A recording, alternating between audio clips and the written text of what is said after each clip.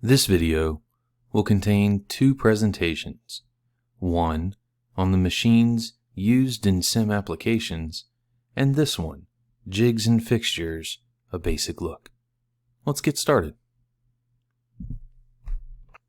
The term jigs and the term fixtures are used so often together that they are sometimes confused or used interchangeably. The difference is the way in which the tool is guided to the part, called a workpiece. Jigs and fixtures allow mass production of consistent quality. They also give added safety by confining waste. You may have observed these common fixtures through your experiences in other engineering classes. The hold down below is a type of fixture. When the board is in place for cutting, the clamp is tightened to hold the board in place for a consistent cut. It also aids in safety protocols by keeping your other hand free and clear of the cutting tool. This simple aftermarket vise can be used for multiple scenarios.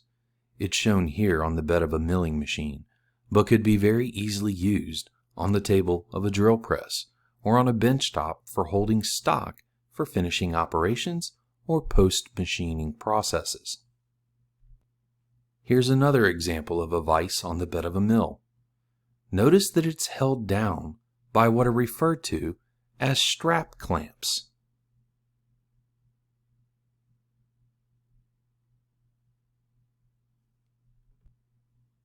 Strap clamps are a common way to attach an aftermarket vise or clamping systems to the bed or table of machining equipment, such as a mill.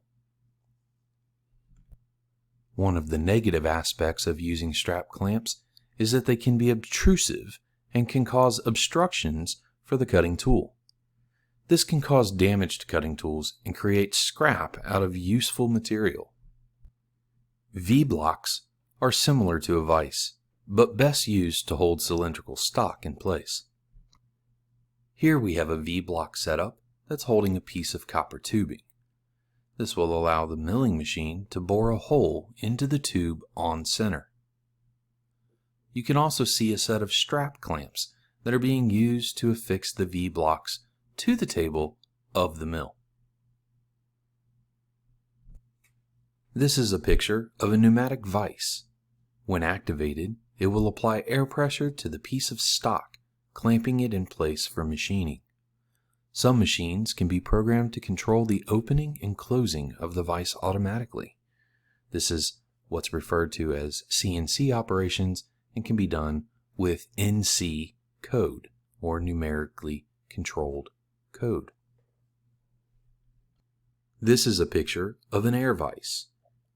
Utilizing a Visscher system, which will be shown 2 slides from now, air is removed from the cavity in the aluminum base. This creates a vacuum under the workpiece.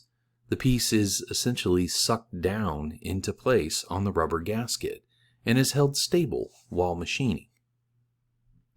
The rubber stoppers are used to fill extra holes in the base, creating an area of exposure large enough to hold the stock.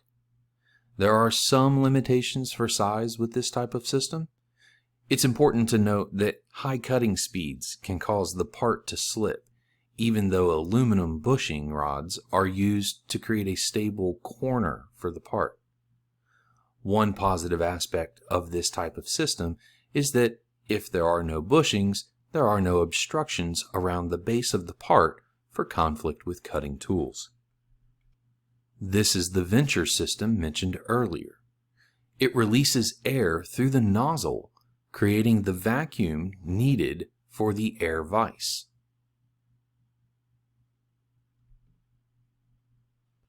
That's it for jigs and fixtures. Let's talk about the machines that are used in sim applications.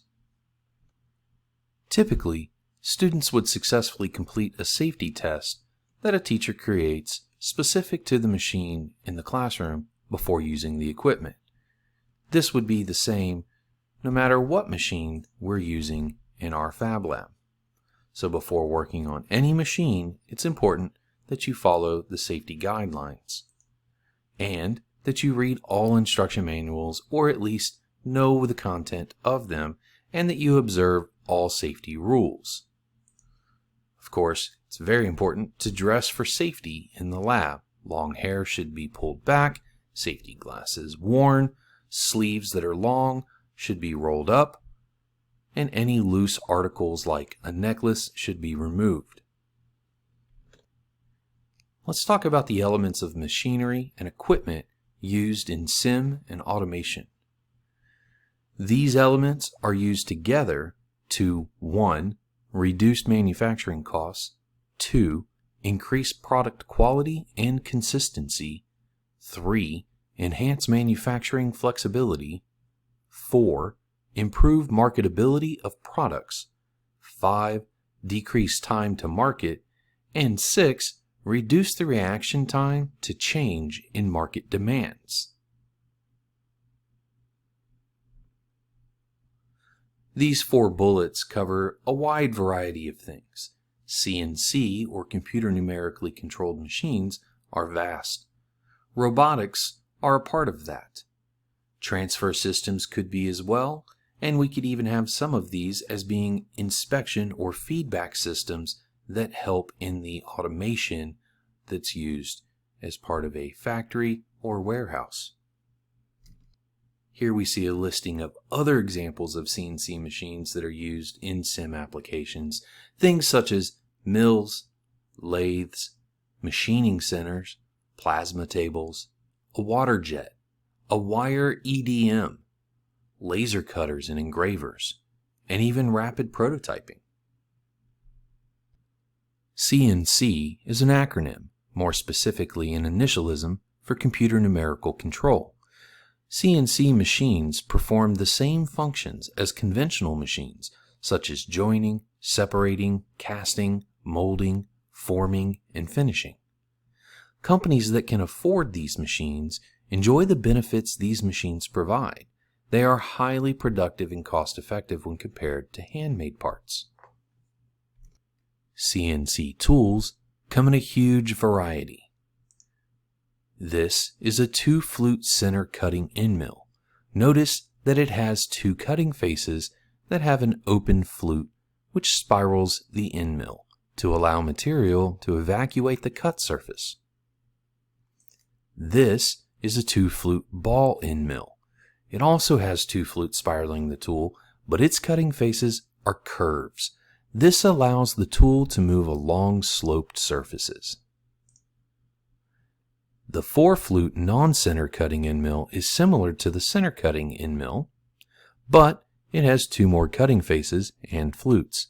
As well, there's an opening in the center to allow coolant to flow through it and flood the workpiece. This is the indexable shell mill. It's a more specialized tool that has indexable inserts that can be changed to account for various grades and geometries. This gives machinists lots of options in material and applications.